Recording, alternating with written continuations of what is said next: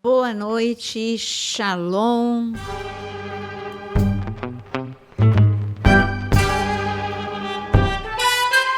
Nós vamos continuar no nosso assunto preferido, que é a semana passada nós falamos sobre os últimos dias e agora a gente volta a falar dos últimos dias. Dessa vez com uma pergunta, né? Que tipo de igreja, se Jesus voltasse hoje, que tipo de igreja que ele encontraria? Essa é uma grande pergunta. Mas eu quero cumprimentar a mesa. Boa noite, pastor Jonas. Excelente noite a todos vocês. E foi hoje breve, né? Então, boa noite, pastor Vinícius. Muito boa noite a todos, boa noite, bem-vindos.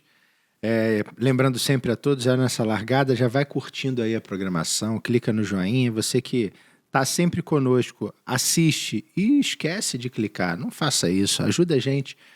Com esse ato simples aí você já vai estar mostrando para o YouTube, no caso, que a programação é relevante, que é interessante e que você recomenda para outras pessoas que buscam na rede algo parecido. Se inscreva aí no canal também, se você não fez isso até hoje, aciona o sininho, de preferência na opção todas, para que você possa ser alertado sempre que vier alguma programação nova no canal. E tem muita coisa. Se você está chegando agora para conhecer aí o nosso podcast, você tem devocionais todas as manhãs, você tem aulas, você tem informações temáticas específicas que são dadas todos os dias. São um vasto material aí. Se você gosta de escatologia, tem. Se você gosta de estudar os evangelhos, tem. Se você quer conhecer personagens específicos da Bíblia, tem também. Então, é muita coisa. E pode tornar-se membro também. Você tem a opção aí tornar-se membro e com isso você escolhe uma das opções que mais se encaixa no teu perfil e você vai ter acesso a conteúdos exclusivos, a aulas, a cursos, a materiais que você pode aí imprimir, né, videoaulas da pastora Naira Pedrini. Então tem muita coisa legal. Eu posso te falar alguns que eu gosto muito, o livro de Cantares, o livro de Jó, tem material sobre Apocalipse e sempre tem coisa nova. Então entra lá, se torne membro, você não vai se arrepender. Você vai... Tanto você que tem um ministério específico, né, na área de ensino, como você que é um apaixonado pela palavra do Senhor, você vai ter uma fonte segura. Ali é fonte bíblica, tá? Não interessa a opinião do homem, né, pastora? Verdade. Interessa ali o que a Bíblia diz. A pastora tem um carinho, estávamos falando aqui em off, do carinho que a pastora tem com a produção desse material. Ela e o Aquino, que é o nosso, eu brinco, é o Lombardi do podcast, né? É o Lombardi, né? Ele está sempre aqui conosco, é essencial, figura essencial aqui conosco, não está diante das câmeras, mas nos bastidores ele faz um trabalho lindo, lindo, lindo com a pastora Naira.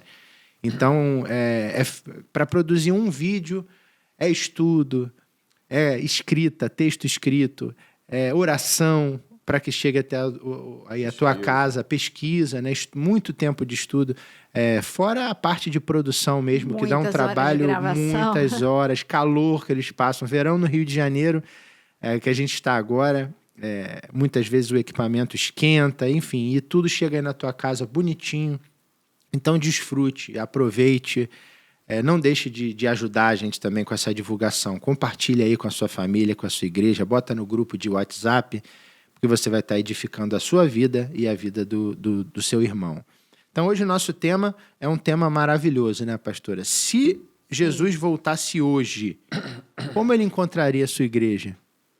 Essa é uma pergunta e tanto. Bom, e se ele voltasse hoje, eu quero que cada um diga o que vocês veem. Eu diria que ele veria uma igreja fraca, infantilizada, com fé abalada por...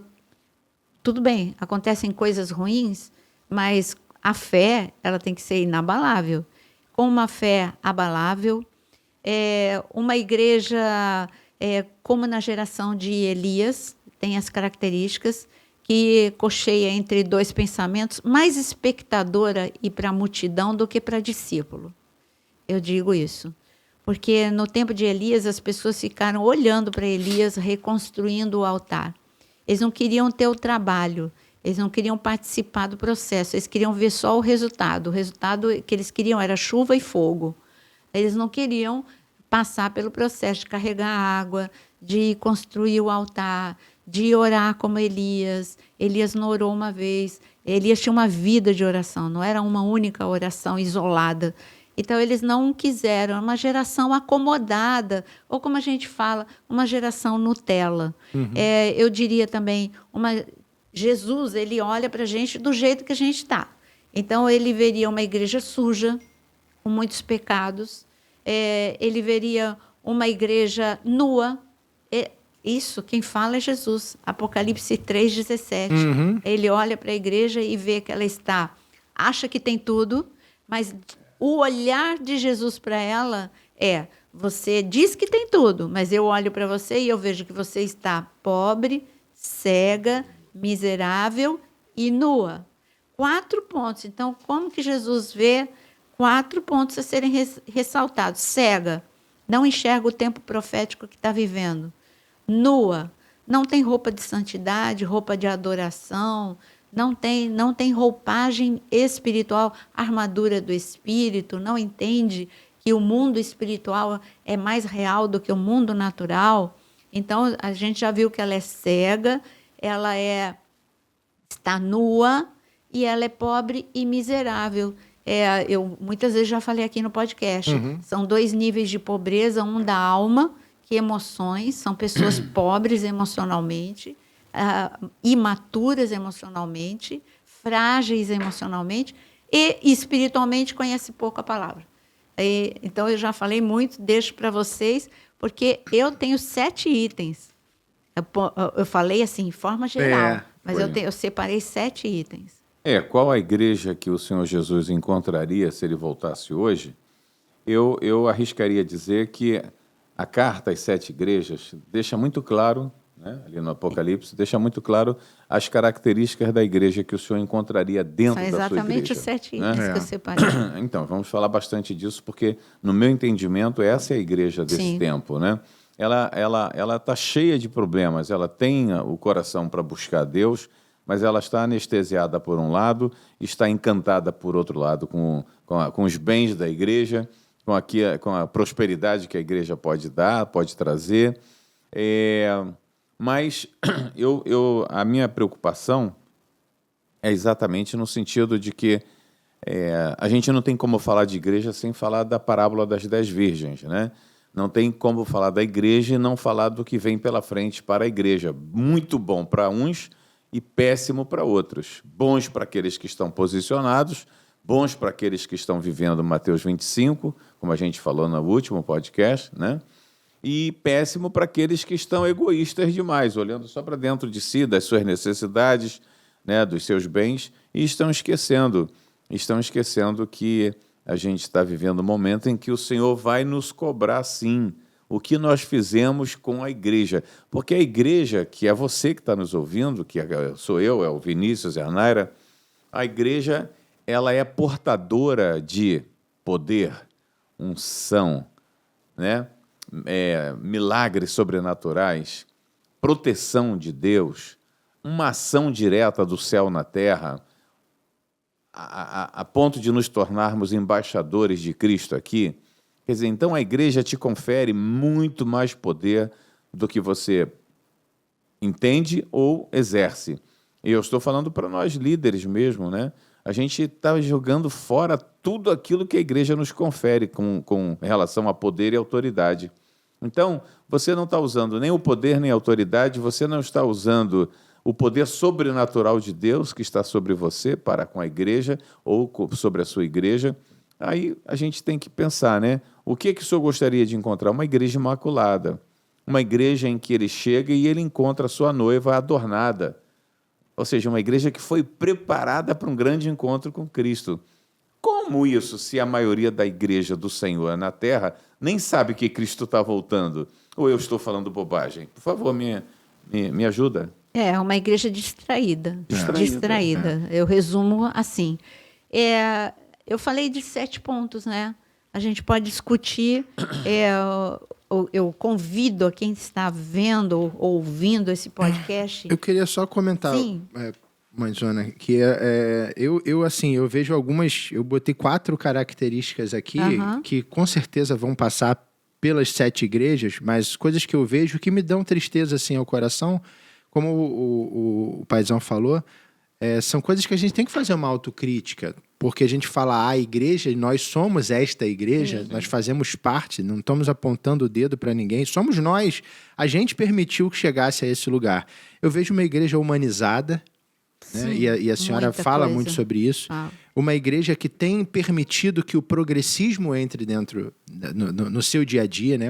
Só para quem não entendeu, né? Quando a gente fala de uma igreja humanista, nós estamos falando de voltadas para o intelecto, mas para uma pregação que produza emoção mais do que arrependimento. Então, uma igreja humanista, intelectualizada. O humanismo, ele enfatiza tudo que é aquilo o que é importante para o humanismo é mente e corpo. Então, geração, saúde, tudo bem, é importante você ter saúde, mas e o espírito, né? Exatamente. Então, uma igreja humanizada, que o importante é a aparência e não a essência. E como você falou, o progressismo, que é um evangelho moderno, que não tem como você ter um evangelho moderno. Que é o que eu vejo, né? Voltar aos caminhos de antigamente, né? A palavra fala sobre esses caminhos que haviam. E a gente vê isso atrapalhando muitos jovens. Quem lida com o ministério de jovens, a gente vê o pastor Lucinho, que fala lindamente a respeito de jovens, o Theo Hayashi, que é maravilhoso também. Na nossa igreja, o nosso ministério, o pastor Léo e a pastora Andréia, o Nando e a Sara, que lidam aqui dos ministérios de adolescentes e jovens, grandes dificuldades, porque o progressismo dentro das escolas, né, ficou enraizado e fez com que o campo espiritual também começasse a ser afetado dentro das igrejas, dentro desses ministérios. Então, essa história do modernizar, né, que a gente ouviu aí, de atualizar a Bíblia, sem falar nomes, mas que é um absurdo. A palavra do Senhor, ela é viva. Já falou o nome, né? Ela é viva, ela é eficaz, ela é nova, ela se renova a cada dia. Então, essa é a ideia do progressismo. Uma igreja imediatista, como a senhora falou, ela não quer orar, ela não quer esperar no Senhor, ela acha que o tempo cronos dela é o tempo certo, não espera o tempo do Senhor, não acredita no Senhor e com isso faz com que seja uma fé esvaziada, uma fé que não existe. Né? O pastor Jonas fala muito sobre isso, né? Aquela coisa do... Ele tem esse dom de fé, a gente um dia vai falar muito sobre isso, que é diferente só de você ter fé. E uma igreja modista, né? É o que está na moda. O que está na moda é o que está valendo. Todo mundo prega a mesma coisa e é o eco, não é a voz Exatamente, não é voz profética. E o calar da voz profética é uma marca desse momento que vivemos. Já falamos sobre o espírito de Jezabel, sobre o que faz com que haja essa inversão de papéis e também o calar da voz profética. A gente é remetido automaticamente ao tempo de Elias, em que ela calou os profetas de Deus, e ele se achava, inclusive, sozinho como o único profeta, mas é uma característica desse momento da igreja. E a gente fala, quem é crente há mais tempo, quem crê no Senhor Jesus há mais tempo, vê que no passado a igreja era uma coisa.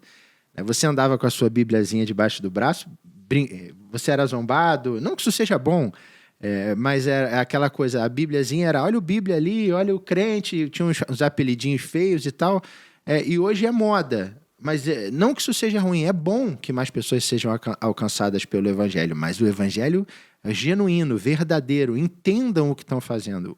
Qual é a sua responsabilidade como crente, como cristão e como parte de um corpo que é essa igreja, né? Essa igreja do Senhor Jesus.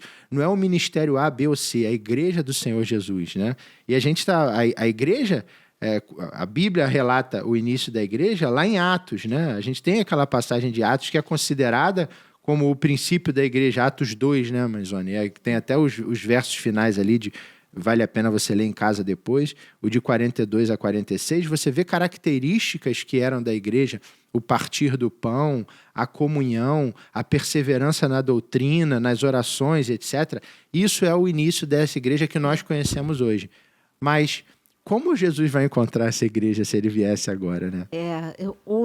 Sabe, o que é triste a gente ver é que, por exemplo, eu que tenho, antes da gente falar dos 7 pontos, eu que tenho um ministério na igreja local, mas tenho um ministério itinerante. Eu faço uma pergunta para vocês dois. Quantas vezes no ano passado eu saí por um chamado para falar dos últimos dias? Ninguém te chamou para isso, é verdade. Não chama. Ninguém chama. Por quê? Porque não é popular, não dá ibope, entendeu? Então, isso é um retrato feio. Isso é um retrato preocupante. Ninguém quer ouvir, porque se não pede é porque chega à conclusão que ninguém quer ouvir. E se ninguém quer ouvir, esse é o retrato da igreja. Uma igreja que é surda. Uma Então, igreja tão surda quanto a geração de Noé. Alguém não quer, verdade. a igreja não quer ouvir, eu não levaria tão a ponto de com essa radicalidade. A igreja do Senhor, o rebanho, quer ouvir aquilo que o seu líder ensina. Não, ele não tem interesse, porque hoje, com as não é mídias igreja. sociais... Não é igreja. As pessoas estão interessadas em determinados assuntos. Por isso que eu digo a igreja. Não estou falando assim, não, é porque o líder não chama. O líder não chama porque não quer desagradar e porque sabe que esse assunto não traz número de pessoas. Eu acho que não ele é não popular. domina o assunto e ele não quer chamar por isso. É impopular, é o que a Não é pastora falou. popular, é mais por É impopular. aí. Não é algo... E isso não é ruim. Quando te convidam para falar sobre os assuntos de emoções, vivemos um momento louco no campo das emoções. É necessário falar. Isso não quer dizer que este não seja um tema importante. Muitíssimo Porém, importante. muito do que as pessoas vivem no campo das emoções se deve ao tempo profético que a gente vive. Sim, 100%. E as pessoas não querem... É só ver Elias. Entendeu? Trata, talvez, o efeito, mas não tem interesse em conhecer a causa. Que é um momento profético que vivemos. E aí, quando a senhora traz ensino de qualidade bíblico sobre Daniel, sobre Apocalipse, sobre Zacarias, sobre Ezequiel, Mateus, né, os livros, os evangelhos que tratam sobre isso, não tá porque as pessoas veem, não, isso dá medo, causa alarde. Né? O pastor, eu entendi o que ele falou, assim, não é popular. Então, se o líder, a culpa maior até é do líder. A liderança, que tem que estar conectada com o céu, tem que entender assim, olha, se eu não sei, eu conheço quem sabe.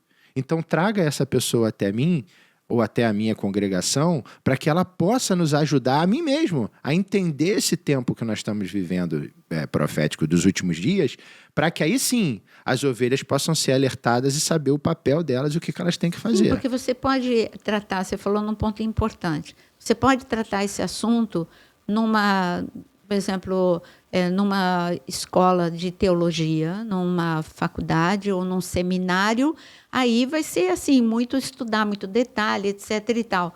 Mas a gente não está falando disso. Nós não estamos falando de conhecimento teológico, nós estamos falando de conhecimento, de bússola. Eu preciso entender o tempo que eu estou vivendo para saber o que eu tenho que fazer e como me defender e como atacar. Então, nós estamos falando de algo profético. Não confunda o que nós estamos falando aqui como que todo mundo deveria ser um expert em escatologia. Não. Eu não estou falando disso, eu não estou falando de conhecimento teológico, eu estou falando de orientação profética. É isso que nós estamos falando. Bom, para resumir, porque tem muita coisa para falar, então, num podcast, é melhor a gente pegar um rumo, que é o rumo que Jesus deu. Eu vou pegar uma frase de cada uma das igrejas para a gente discutir. A primeira igreja, em Apocalipse capítulo 2, a primeira igreja, que é de Éfeso, o Senhor ele trata de um assunto muito importante no versículo 4. Porque eu tenho, porém, contra ti que abandonaste o teu primeiro amor. Lembra-te, pois, de onde caíste, arrepende-te e volta à prática das primeiras obras, e se não, venho a ti para remover, peraí que está pequena essa letra, e moverei do teu lugar o teu candeeiro, caso não te arrependas. Pronto, então, primeira característica aqui, abandono do primeiro amor. Esfriamento, né? Esfriamento. Que não é rápido, vem primeiro a mornidão e depois vem o esfriamento. Você vai esfriando aos poucos, por isso que fica imperceptível. Eu vivi uma experiência essa semana interessante. O Jonas tinha saído e eu estava sozinha em casa gravando. De repente, eu estou no meio de uma live e começa um apito na minha cozinha. E eu não tinha ninguém para pedir ajuda. E o apito era do freezer. E eu estava apitando desesperadamente o freezer. E eu comecei a ficar angustiada, porque começou gente assim no comentário. Tem alguma coisa pitando aí. Porque seguidor, eles participam, né, junto com a gente. Aí tinha a dona de casa lá, olha, isso é apito de geladeira aberta, pastora. E eu não tinha como pedir ajuda para ninguém. Aí eu falei assim, gente, me dá licença um minutinho. Eu saí correndo, ainda bem que era live. Aí eu saí correndo, live é assim, gente. Aí acontece. Aí eu fui lá, eu vi que a moça que trabalha em casa, ela não tinha fechado até o fim o freezer. Mas por que eu estou falando disso? Porque esse freezer ficou aberto ela sai 4 horas. De 4 horas da tarde, eu estava numa live, era às 6h30. Meu Deus. Ele ficou aberto, ele só começou a berrar depois que ele já estava quente. Eu estou falando de um processo inverso, né? Estamos falando de esfriamento, mas é a mesma coisa. Eu não percebi nos primeiros 10 minutos, ele não apitou, nem nos 15, nem nos 20, nem nos 30. Isso ele quer só dizer foi que apitar. o alarme nosso está furado. Então, eu acho que deve ser um sistema de que só apita quando está realmente descongelando. E aí eu descobri isso, que ele não apitou quando começou, mas quando já estava num momento crítico. Sim. E é isso. Pena que a gente não tem esse alarme, né? O alerta pode ser, como o pastor falou, o alerta pode ser tarde demais. E quando a senhora faz esse paralelo sobre o quente e o frio, e aí eu não tenho como não remeter ao casamento. Né? Dentro da nossa vida como casal, quem é casado sabe disso, se você não estiver a todo tempo reavaliando o seu casamento, cuidando dele, para que você não permita que a coisa chegue num ponto em que um cônjuge e o outro já não aguenta mais olhar para a cara do outro, e às vezes as coisas não são faladas. É a mesma coisa o Senhor com a sua igreja. Por isso do paralelo do noivo com a noiva. Né? Esteja atento ao noivo. Cuide do noivo. O noivo está cuidando de você, porque ele é perfeito. Mas na nossa relação de casal, os dois são dois imperfeitos tentando caminhar juntos. E se você não cuida daquilo a todo instante, não faz uma reavaliação, quando você vê, já era. A tua vida espiritual, a mesma coisa. Quando a palavra que diz abandonaste o teu primeiro amor, quando você está naquele momento do conhecendo, né, que a gente sempre fala faz esse paralelo. Você conheceu uma pessoa, você faz tudo por aquela pessoa. Aí liga, e fica horas no telefone, e manda flores, e quer agradar, e manda bombom, e manda presente, etc. Da mesma maneira, a noiva e o noivo, biblicamente, tem que estar você tem que estar tentando agradar o coração do Senhor. Você tem que estar buscando estar aquecido com Ele, estar renovando os seus votos com Ele, estar renovando o teu momento. Abandonaste o teu primeiro amor. Não permitir que esse primeiro amor, é lógico que ele vai ter momentos de dificuldade, mas não deixa que seja como o freezer da pastora Naira, que ela só lembrou, ela só percebeu, não lembrou, ela só percebeu quando acionou o alerta. Certamente pode ter estragado o alimento, pode ter descongelado, molhado o chão da cozinha dela todo. Então são consequências desse freezer, mas na nossa vida isso pode ser coisas que às vezes você perdeu, não recupera mais. Ou você vai ter que lutar muito para recuperar. Perdeu a vida de oração, perdeu a leitura da palavra, perdeu o amor, não tem mais vontade. A senhora me falava algo desde que a gente começou a caminhar, a senhora e o pastor, há 9 anos atrás, quando eu comecei a caminhar com vocês, que foi, não deixe voltar para o fim da fila. Isso fica na minha cabeça demais. Sempre que eu começo a dar uma esfriada em alguma coisa na minha vida, porque a gente também tem o mesmo problema, você olha para aquilo que você conquistou e fala, eu não quero voltar para o fim da fila. Eu não quero perder o meu lugarzinho aqui. Então é dessa maneira. Não deixa, não abandone seu primeiro amor. Sim. O senhor vai falar aí? Não, eu tô assim, impactado. É quando o pastor fica assim quietinho olhando para a palavra, eu já sei que ele está com algo movendo o coração. A verdade é que eu me coloquei agora no lugar do Senhor Jesus e fiquei pensando o que eu estaria sentindo se eu estivesse olhando para a terra e vendo o estado da igreja. Assim, é um peso de responsabilidade muito grande sobre cada um de nós que conhece o Senhor, né, na intimidade, de fazer com que a igreja seja aquecida com relação ao fim dos tempos. Eu não sei se as pessoas, a maioria dos cristãos, eles estão encontrando dificuldade para crer nessa parte do Evangelho, na parte de Mateus 24, Mateus 25, Apocalipse, Joel 2. Verdade. O que mais a gente tem visto são as nossas crianças cantando, profetizando, pregando, e está todo mundo perguntando quando que Joel 2 vai se cumprir. Entendeu? Domingo vamos, né? Um domingo desses exato. agora, É verdade. Se liga aí que tem um domingo que vai o próximo aparecer domingo. já aí no YouTube. Próximo Sim. domingo, o domingo Crianças será feito que pelas farão- crianças. Exato. Palavra, louvor, sabe? Então, vocês vão começar a ver coisas diferentes aqui, porque a gente crê na palavra, a gente crê no final dos tempos, a gente crê na volta do Senhor, né? E a gente crê também na situação que se encontra a igreja. E nós precisamos fazer alguma coisa. E, basicamente, essa coisa é você começar a orar forte, no sentido de uma busca por avivamento, para que o Senhor possa, sabe, te despertar e, através de você, despertando outros. Nós estamos nesse processo também aqui na igreja. E o nosso ponto 2 é a igreja de Esmirna. Eu estou pegando uma frase de cada igreja. Assim. Esmirna, está escrito, esteve morto e tornou a viver, no versículo 8. Mas olha o que está escrito no versículo 10. Não temas as coisas que tem de sofrer. Eis que o diabo está para lançar em prisão alguns de vós, para ser disposto à prova, e tereis tribulação de 10 dias. Ser fiel até a morte, dar-te-ei a coroa da vida. Deixa eu dizer, claro que já aconteceu isso, tudo que está escrito em Apocalipse já aconteceu para a igreja do tempo de João, só que não é um recado só para aquela igreja da Ásia, é um recado para a igreja de Cristo agora, da última hora. Então, eu faço uma observação. Qual é o retrato? Uma igreja que não está preparada para dias difíceis. Por ser uma geração Nutella e ter aprendido um evangelho cor-de-rosa, que o homem é lindo, forte, poderoso, e 10 passos para ser rico, 10 passos para ser ungido, 10 passos para isso, para aquilo. Ninguém quer ensinar 10 passos para permanecer firme no tempo difícil, né? Verdade. E eu estou falando para vocês, não estranhe o fogo.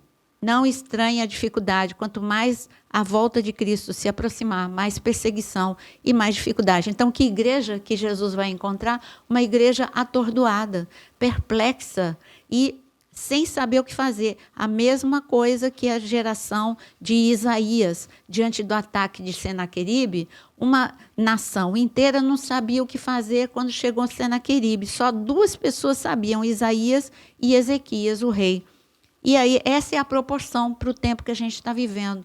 Alguns sabem, chegou o dia mau, chegou a dificuldade global, não estou falando nem nacional, o mundo está vivendo dificuldade, a Europa, os Estados Unidos, a Ásia, está todo mundo vivendo dificuldade. E agora, Deus perdeu o controle? Não, Deus não perdeu o controle. O que ele disse que está escrito aqui? Eu repito, ele está colocando que tereis tribulação para ser colocada à prova, para aquilo que você tem de melhor, porque é no tempo difícil que você descobre quem é a pessoa. A essência da pessoa você descobre no dia mau. O verdadeiro amigo você descobre no dia mau. O verdadeiro membro da igreja você descobre no dia mau. O verdadeiro marido ou a verdadeira esposa você descobre quando falta o dinheiro. Quando envelhece e já não tem mais aquele rosto tão bonitinho. Então, é a mesma coisa com a igreja. Mas Jesus está permitindo que eu passe por isso? Está permitindo porque tem algo no final que você vai entender. Não está entendendo? Confia nele. O dia mau, ele disse que vai chegar para te colocar à prova. Amém. E aí eu queria ler Tiago 1,12, que fala justamente sobre isso, né? Sobre Bem-aventurado o homem que suporta com perseverança a provação, porque depois de ter sido aprovado, receberá a coroa da vida, a qual o Senhor prometeu aos que o amam. Então, é isso que a senhora falou, de perseverar no dia mau, de continuar lutando, porque no futuro somos reis e sacerdotes. Sim. Essa coroa é justamente essa comparação, né, mãezona, de você ser tratado como um rei, aquele que persevera, aquele que prevalece contra a tribulação. Então, quando aqui fala sobre ser posto à prova, como mais esse momento em que a igreja vem passando, é muito interessante, né? Sem tribulação, sem prova, não tem galardão. Exato. Importante lembrar que a prova é para purificar, né? Para te tornar melhor, né? É para te tornar melhor, para te aperfeiçoar, para te fortalecer. Toda vez que você é aprovado e você é aprovado, né, pelo Senhor, você sobe um degrau na sua vida espiritual. Não perca isso na tua visão, porque é fundamental. É óbvio que os discípulos passavam por muitas provas, né? Provações, e a gente via o que eles alcançavam no âmbito espiritual. Toda conquista que eles tinham aqui era também conquistado no reino espiritual, porque não tem nada desconectado, tá? Nada desconectado. Eu sempre ensinei para os meus discípulos, vamos dizer assim, que nós andamos aqui na Terra, mas não andamos independentes, nós andamos debaixo de duas influências, a influência do céu e a influência do inferno, a influência da luz e a influência das trevas, né? Do bem e do mal, da vida e da morte. Então é muito importante você ter essa consciência, por isso o que você faz aqui reflete lá em cima, e não tem jeito. E a gente está indo pelos pontos, né? A gente está falando em linhas gerais. Como Jesus vai encontrar a igreja? Já falamos de muitas coisas, mas agora a igreja de Pérgamo, ainda em Apocalipse 2, fala no versículo 14, fala o seguinte: tenho, todavia, contra ti algumas coisas, pois que tens aí os que sustentam a doutrina de Balaão, o qual ensinava Balaque a armar ciladas diante dos filhos de Israel para comerem coisas sacrificadas aos ídolos e praticarem a prostituição. Então, nós estamos vendo um líder, Balaão. Qual é, então, o retrato que Jesus vai encontrar? Líderes corrompidos. Líderes como Balaão, materialista, que só pensa em dinheiro, e que ensina que pecado não é tão ruim assim, gente. Pode comer, não. Deus falou que não. Aí uma pessoa... a hipergraça, né? Não, aí ele fala, não, mas a gente não pode comer coisa sacrificada. Não, isso não é tão... Não, isso era antes, agora você pode. Então, mudança... Deus não muda. Ele diz que ele é o mesmo ontem, hoje e eternamente. Como assim que as pessoas estão mudando? Não, hoje não é pecado isso. Era pecado antigamente, hoje não é pecado. Lembra que eu sempre digo para vocês? A graça, o padrão de santidade da graça, eu ouso dizer que é mais alto do que o padrão de santidade da lei. Lembra o exemplo clássico que eu já dei 800 mil vezes aqui? Volta a dar. Ou no tempo de Jesus, matar era pegar a faca, eu matei meu irmão com faca, com revólver, eu sou homicida. Jesus disse que com a graça, se eu não amo meu irmão, eu sou homicida. Então, cuidado, tá? Cuidado para você não seguir Balaão. Está cheio de Balaão ensinando aí, super popular, ensinando que o pecado não é pecado. E o pecado é pecado, tá bom? Então, é isso que nós encontramos como retrato da igreja. Vocês têm alguma coisa tem um comentário aqui na carta na epístola de Judas, né, no verso 11, fala também nesse sentido, em complemento a essa, fala: ai deles, porque prosseguiram no caminho de Caim e, movidos de ganância, se precipitaram no erro de Balaão. Sim. E pereceram na revolta de Coré. Novamente, é uma igreja que trata as coisas de Deus de qualquer maneira.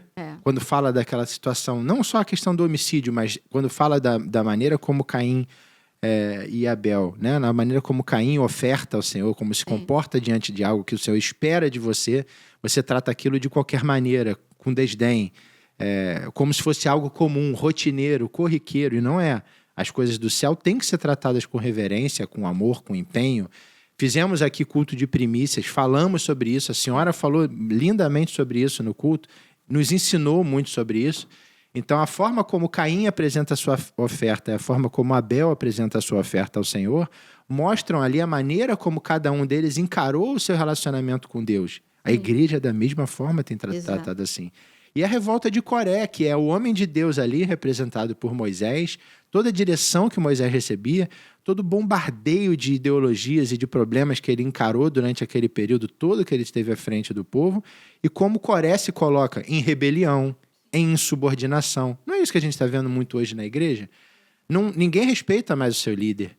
Ninguém respeita mais aquele homem a quem o Senhor conferiu a liderança sobre um ministério, ou até mesmo sobre o próprio Jesus, que é o líder da igreja, o cabeça da igreja.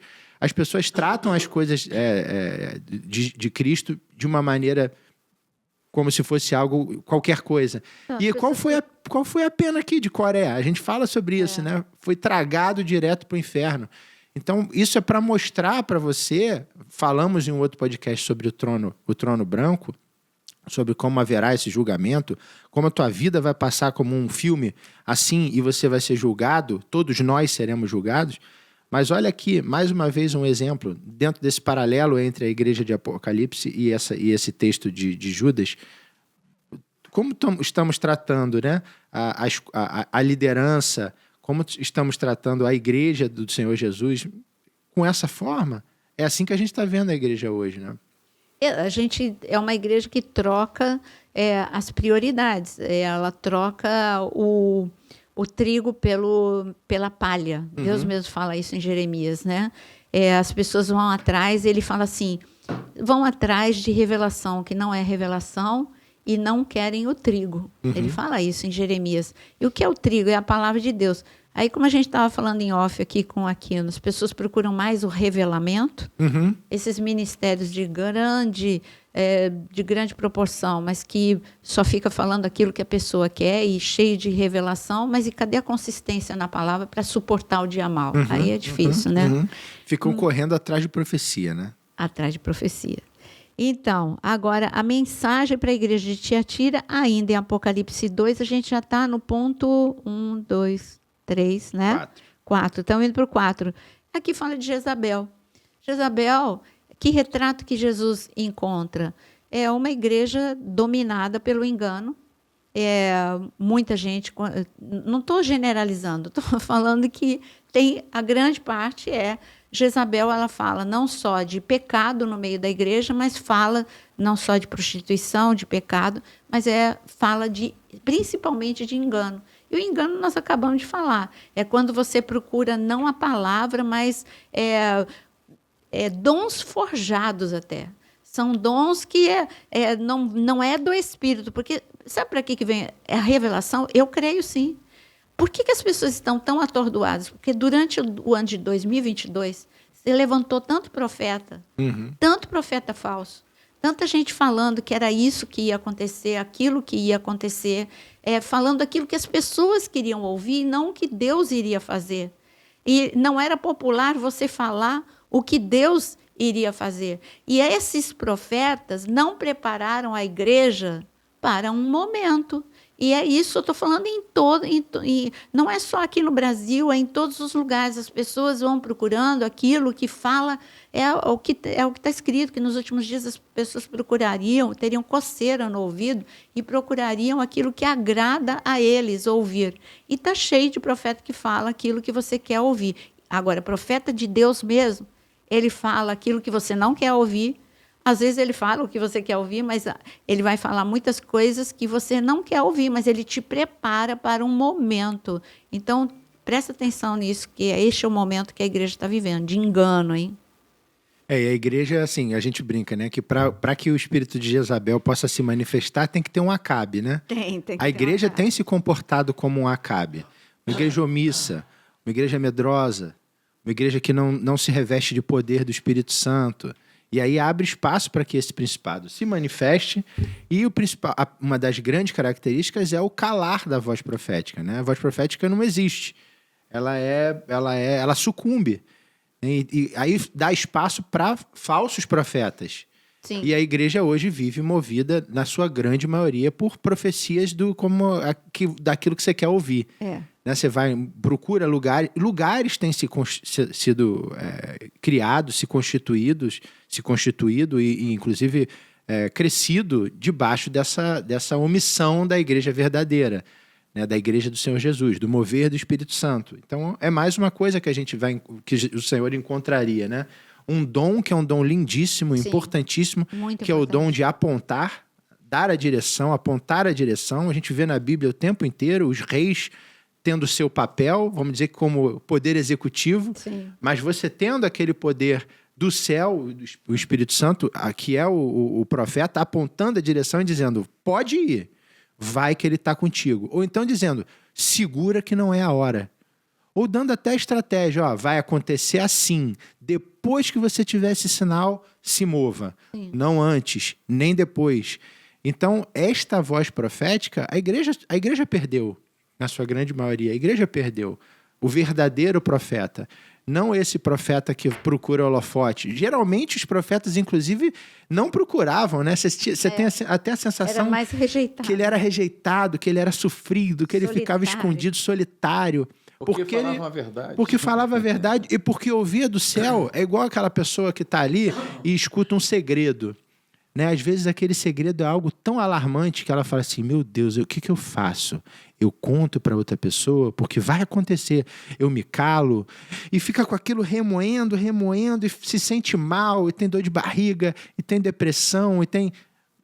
É assim que o profeta recebia do Senhor. Ele recebia, ele tinha que assimilar aquilo, mas ele entendia que ele era a boca.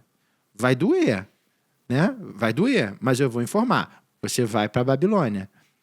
Não, e vai passar tantos anos lá. Meu Deus, esse cara só fala o que eu não quero ouvir, esconde ele. Mas esse era o profeta de verdade.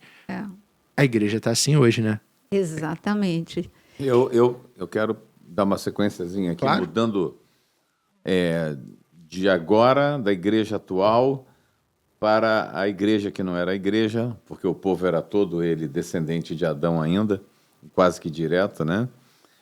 Voltar lá na questão de Noé. Eu tenho um carinho muito grande por fazer esse paralelo da arca de Noé com a igreja de hoje. Né? Primeiro que a igreja precisava ser feita nos moldes da direção de Deus. Né? Quando Noé foi construir a arca, ele não construiu a arca da sua cabeça ou de algum arquiteto náutico, entendeu? Ele não procurou para fazer. Ele fez com relação àquilo que Deus mandou fazer. Assim como Moisés, quando fez o tabernáculo no deserto, foi também debaixo de uma direção de Deus. Então, a primeira coisa que a igreja tem que vigiar, olhar para dentro de si e se perguntar eu estou nos moldes daquilo que Deus me mandou construir? É a primeira coisa. Porque, ao longo dos anos, nós fomos fazendo tantas concessões, né? Antigamente eu me lembro quando nós falávamos, não fala essa palavra porque é uma palavra de maldição. Não diz que você vai bater cabeça, porque geralmente quem bate cabeça é gente com endemoniado dentro do centro de uma... Essas coisas todas pararam de ser ditas dentro da igreja. Não marque o seu corpo, porque em Levítico o Senhor está dizendo que não deveríamos marcar nosso corpo. E aí, hoje o que você mais vê é as pessoas fazendo tatuagens e mais tatuagens, independente do que aquelas... Vamos abrir aqui um comentário, porque vão falar assim, mas e o pastor Vinícius? Gente, nós estamos... entrar nesse assunto agora é complicado, mas não precisa entrar. Não, só para dizer que o pastor Vinícius, ele fez antes de se converter, mas eu não quero nem entrar nesse assunto. Eu posso falar assim, eu não tenho problema nenhum em falar sobre isso. Eu fiz num período em que eu vivia numa mornidão. Eu não permitia que o Senhor me desse esse discernimento. É aquilo. Você faria hoje novamente? Não, certamente não faria. Isso me coloca numa posição... Não me coloca. O Senhor conhece como eu estava naquele tempo e como eu estou hoje. Agora, nesse caso, é algo que me traz à memória um momento da minha vida que eu posso dar um testemunho para um jovem que tá hoje pensando em fazer isso no seu próprio corpo. Então, assim, é uma marca que eu carrego no meu corpo que me remete a um tempo em que eu não caminhava com o Senhor da maneira como eu deveria caminhar. Isso até tem a ver com o nosso tema, que é a mornidão. Eu era cristão, eu era crente, eu acreditava em Jesus, mas eu não estava muito preocupado em entender o porquê de certas coisas. Falamos aqui às vezes sobre a igreja virtual, né? Num dos podcasts falamos sobre a igreja virtual. É você viver dentro de um ambiente, de uma zona de conforto, dizendo, não, eu sou crente, eu vejo o culto na internet, na televisão, eu leio a minha bíbliazinha lá de vez em quando e tal, e eu lia. E aí você tem essa percepção de que você está caminhando com o Senhor. Mas quando você tem aquele encontro impactante, verdadeiro na tua vida, que te transforma, esse tipo de coisa... te incomoda. Claro, você percebe que então, mas hoje é complicado porque tem como é que eu vou falar? Tem muitos pastores que para eles não tem nada a ver, então eu não quero trazer isso para a pauta. E deixo uma palavra para vocês, ao invés de ficar falando um monte de coisa aí nos comentários, você obedeça o teu líder, a doutrina da igreja que você está. É a mesma coisa quando me perguntam sobre unha pintada, cabelo cortado, eu falo, obedeça à doutrina de onde você está. Eu não vou tocar nesse assunto. Então, vamos voltar para o retrato da igreja. Voltando ao assunto, eu tenho um carinho muito grande em fazer esse paralelo da igreja atual, com a época de Noé. Por que eu faço isso? Porque quando os discípulos indagaram a Jesus a respeito do final dos tempos, ele disse que não daria outros sinais que não fossem os de Jonas e também de Noé, do tempo de Noé. Como assim o de Noé? Noé era um momento em que a humanidade estava tão perdida, tão afastada de Deus, que chegou ao ponto de transbordar o cálice da ira do Senhor, que era uma coisa assim absurda, né, de acontecer. De tanto que Deus ama a humanidade, né, Deus chegar nesse ponto de fazer o dilúvio. Mas aquilo ali também, se a gente trouxer para hoje, a gente vai entender. Então, naquela ocasião, era uma loucura de Noé estar construindo um barco gigante num lugar seco, nem rio tinha perto, né? Nem rio passava por perto. Então, Noé, ou ele tinha que ser muito louco, que às vezes te chamam de louco quando você larga a tua vida lá para fora e vai servir a Deus, vai andar com Cristo, com todos os direitos e deveres. As pessoas não entendem e elas ficam te indagando e algumas vezes caçoando de você, né? Te gozando, falando que como é que você enlouqueceu desse jeito, porque você agora não faz mais isso, não faz aquilo, e deve ser assim mesmo, né? E Noé respondia para quem lhe perguntava: por que você está fazendo? Por que você foi para a igreja, Noé? Por que você está construindo um templo para abrigar o quê? Né? E ele explicava: não, recebi uma direção de Deus, é assim, é assado e tal, vai acontecer um dilúvio, vai encher toda a terra e as pessoas vão desaparecer, os animais. As pessoas falavam: Noé enlouqueceu de vez. Né? É a mesma coisa que falam para você hoje quando você deixa a tua vida antiga e passa a servir a Deus. Pois eu digo para você uma coisa: continue. Você está no caminho certo, tá bom? Você está no caminho certo. Mas qual é o outro paralelo que a Arca de Noé traz para nós? Então, casavam-se, davam-se em casamento, né? E, faltando uma semana para o dilúvio, veio a ordem dos céus que o povo entrasse, que Noé colocasse os animais, colocasse o povo para dentro, e uma última ordem: sela a porta por dentro, que os meus anjos vão selar por fora. Ou seja, faltando uma semana para o dilúvio. Faltando uma semana. Não sei quanto tempo falta para o senhor voltar. Eu tenho a minha entendeu? A minha sensação, a minha percepção dessa história, né? Mas eu estou vendo a arca pronta, né? Nos moldes do que o senhor deseja. E ele está dizendo: toda a minha igreja que se enquadrar dentro desses moldes vai subir. A que não se enquadrar vai passar pelo dilúvio, vai passar pela grande tribulação. E a gente está aqui para dizer isso para você. A gente não pode ocultar, a gente não pode esconder. Eu posso até pecar por falar demais na volta do Senhor, mas não vou pecar por omissão, porque isso certamente vai me ser cobrado pelo Senhor. E como eu tenho a percepção e tenho no meu coração a certeza que o Senhor está voltando, então eu digo para você: a arca está pronta, entra nela. E a gente continua, para a gente terminar aqui, na verdade, nós já falamos dos dois últimos pontos. Quando fala da igreja de Sardes, aqui em Apocalipse 3, fala que é uma igreja, olha aqui como está escrito no versículo 1. Essas coisas diz aquele que tem os 7 Espíritos de Deus e as 7 estrelas: conheço as tuas obras, que tem nome de que vives e está morto. Aparência. Uma igreja de aparência, que até está nos cultos, mas pode estar morta. É ativista, mas pode estar morta. Como assim? Você tem temor, mas a tua vida...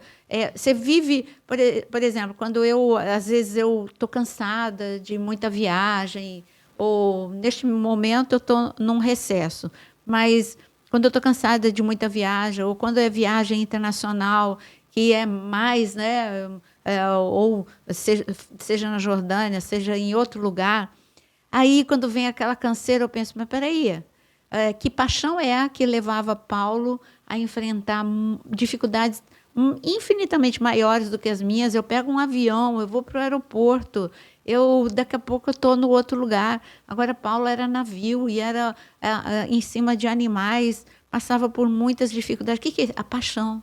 Ele não estava morto por dentro. Aí peraí, eu não quero ficar morta, não. Parar de reclamar. Senhor, eu te louvo por essa facilidade de hoje, renova as minhas forças. Você tem que estar com paixão. Sabe aquela coisa, aquele zelo? A igreja, que igreja que Jesus vai encontrar? Uma igreja que, já foi domingo passado, não, na ceia eu vou para a igreja.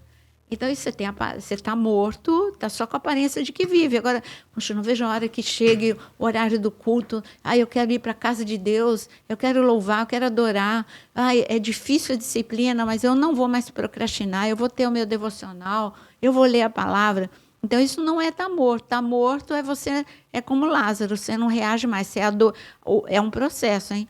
Você esfria, você fica morno, você esfria, aí você adoece e você morre. Esse é o processo para você perder esse momento ímpar na história da humanidade. Tem um cheiro de avivamento sobre a Terra. E quem está conectado está falando desse avivamento, seja aqui no Brasil ou na Europa. Tem um cheiro de avivamento nos Estados Unidos, em todos os lugares. Então, se conecta e não fica morto. E aqui fala o que você tem que fazer ainda na igreja de Sardes. Não contaminar suas vestes. Gente, santidade extrema. Eu faço uma pergunta para vocês. Não parece exagerado quando você olha para os sacerdotes? Tinha que lavar o pé, tinha que lavar a mão, todos aqueles procedimentos de pureza, de santidade do físico.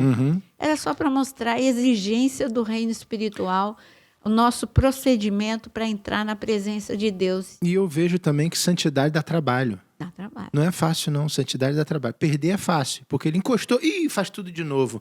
Tocou, já era tudo de novo. Perder é assim, mas conquistar e batalhar por ela dá trabalho. Quando ele faz, o Senhor mostra esse ritual que era necessário, é lógico que ali é tudo uma projeção, né, para algo futuro, é justamente para nos mostrar isso. Lavar as suas vestes, deixar as coisas impuras, não se contaminar com as coisas do mundo e principalmente se separar, que é a visão do nazireu, né, que somos todos nazireus, temos que estar separados das coisas do mundo.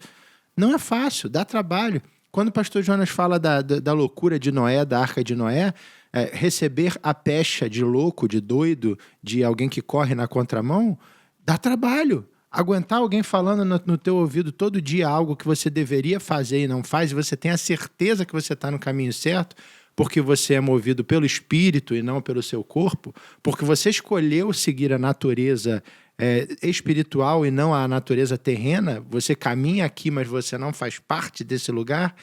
Ter essa certeza e assumir esse papel dá trabalho. É difícil. Quando fala que você tem a aparência de vivo, mas está morto, a gente vê um monte de igreja inchada. A senhora falou a igreja inchada, igrejas enormes, cheias de gente, mas muita gente que acha que assumir esse papel junto ao Senhor é estar no domingo uma vez por semana, 1 horinha na semana e tá bom. Você não tem vida própria de devocional, de oração. Mas eu não sei como fazer. Hoje tem um monte, puxando para cá, você tem um devocional todo dia de manhã, que é feito no canal da pastora, que é maravilhoso. Eu vejo todo dia indo para o trabalho, coloco lá, escuto. Aquilo até a nós nos dá direção para o dia. Depois você engata na sua oração pessoal. Pronto, você está preparado para começar o dia. Então, não abra mão disso, porque ao renunciar isso, você é mais um elemento inchado dentro de uma igreja que parece cheia, mas está vazia. Então, quando a gente fala de igreja inchada, a igreja primitiva ela cresceu, acrescentou 3.000, depois acrescentou chegando a 5.000, e assim o crescimento da igreja primitiva não parou. Mas não era uma igreja inchada, era uma igreja de pessoas que se convertiam de fato, de verdade, suportavam perseguição. Quando a gente fala de uma igreja inchada, eu tenho eu tenho observado muito. Às vezes, quando eu vou numa cidade, eu vejo que o movimento de inchaço daquela igreja é de pessoas que estavam descontentes na igreja deles, não foi de novo convertido, mas é um êxodo de outras igrejas para uma nova igreja e que aí fica inchada, cheia de gente. Será que isso é crescimento mesmo? Ou é agregar insatisfeitos? Então, queridos, vamos focar em converter, em levar novos convertidos, alimentar esses novos convertidos, porque o retrato da igreja da última hora pode ser isso, uma igreja lotada, mas inchada, de pescar no aquário do outro, sabe? Ficar criticando, não se faz mais isso, é isso aqui agora, como que se fosse o inventor da roda. Então, vamos lá, humildade, arrependimento, santidade, é isso que Jesus precisa encontrar, e não parece que é isso que ele vai encontrar na igreja da última hora. Aliás, quem faz essa pergunta é ele mesmo. Ele diz, lembra, eu sempre falo em podcast, Lucas capítulo 18, quando acaba a parábola do juiz iníquo, ele faz uma pergunta que parece que não tem nada a ver com aquilo que ele estava falando. Ele estava falando de perseverança e de oração na parábola. Aí ele muda o assunto e fala assim, nos últimos dias eu encontrarei, quando o Filho do Homem voltar, ele encontrará fé na terra? Aí, quer dizer, ele estava falando de oração, ele mudou para fé. E aí ele vai encontrar um bando de gente desmotivada, desanimada, isolada. É esse o retrato. Pessoas, cada uma, não, eu desisti de ir para a igreja, me decepcionei, me frustrei. Então, vamos lá, vamos avivar. Aí você falou 6 pontos, não é que o 7º nós começamos com ele, uma igreja nua, pobre, cega, miserável. Né? Então, nós já falamos do último ponto, nós começamos com o último ponto, então nós falamos de 7 sintomas da igreja que Jesus encontraria se ele voltasse hoje. Agora, vamos trazer um outro retrato, uma igreja avivada, apaixonada, uma igreja santa. Aí você fala, mas eu não posso mudar o mundo, mas você pode mudar você. Se você mudar a sua vida, metanoia, a tua influência vai mudar os que estão ao teu redor, e assim vai ser transformando a transformação de uma pessoa, influenciando a transformação de outras, e a gente chega a uma transformação coletiva em nome de Jesus. A igreja é um organismo vivo, né? Cada um de nós tem que se ver como uma célula desse organismo vivo. Então, se uma célula adoece, é ruim para todo o corpo. Estamos trabalhando junto como igreja, precisamos nos encher como igreja, nos avivar, ter saúde espiritual como igreja, para que a gente possa passar por esses dias maus. Os dias são difíceis, mas a gente sempre fala aqui, você conhece o final do livro, você sabe o que vai acontecer lá no final, você sabe que virão lutas, independente daquilo que você acredita, já falamos aqui, se é pré, se é pós, se é mid, o que você quiser ser, tribulacionista, se você não entende o que a gente está falando, procura aí, já faz o seu dever de casa, procura aí dentre os podcasts que você tem todas essas questões relacionadas à tribulação e à nossa visão e outras visões, mas isso não importa. O importa, sim, esteja preparado, não caia naquela conversa que o inimigo quer que você caia, de que sempre falaram que Jesus está voltando, sempre disseram e ele não voltou até hoje. Não entre nessa.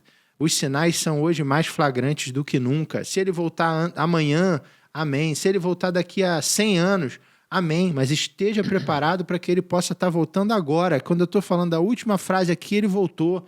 E nós vamos estar com ele como igreja. Então, não viva dessa maneira. Não permita que o Senhor olhe para esta igreja que está hoje aqui e veja como uma igreja sonolenta, uma igreja inchada, uma igreja que está pouco se preocupando com santidade. Santidade não saiu de moda. Não. Continua sendo importante, continua sendo algo necessário, algo importante para a tua vida, para que você, como célula, como disse aqui, contamine positivamente a célula que está do teu lado, para que você, em amor, como foi dito pelo pastor Jonas, contamine o seu próximo, para que ele olhe para você e se sinta constrangido com o amor que você tem pela vida dele. Aquele que ainda não conheceu Jesus se sinta igualmente constrangido e contaminado pelo teu amor e queira entender o que tem em você e ele queira algo igual, e aí com isso você já aumenta a tua pescaria e traz ele para dentro dessa rede. Então, é isso que é importante, né? Amém. Eu faço uso das palavras do Vinícius e da Naira com relação à necessidade de um conserto de cada um de nós, e eu quero afirmar para você que a salvação é individual. O Senhor, ao descer, ele não vai pegar uma igreja e uma congregação inteira e subir com ela. Ela vai subir com aquele remanescente, com aqueles que se posicionaram, com aqueles que se trabalharam para serem melhores para Deus. Então, cuide-se, porque a salvação é individual. Vai subir, sim, a uma igreja remanescente, a igreja que ora, a igreja que jejua, a igreja que evangeliza, a igreja que discipula. Se você está dentro disso aí, meu irmão, se prepara para subir com a gente, viu? Deus abençoe. É isso. Então, nós chegamos ao fim de mais um podcast. E o pastor Vinícius tem o seu recado. Não deixa. A gente está terminando, mas, por favor, não esqueça aí, você que acompanhou a gente. Like, gostou? né? Gostou da programação? Se sentiu aí cheio da presença do Senhor?